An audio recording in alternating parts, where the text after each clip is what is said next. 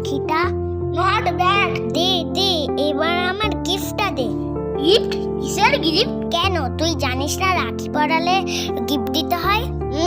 সারা বছর তো পাত্তাই দিস না, এখন গিফট পাওয়ার লোভে 2 টাকার রাখি পরাচ্ছিস। মোটেও এইটা 2 টাকার রাখি নয়, সারা রাত জেগে কত কষ্ট করে এটা বানিয়েছি।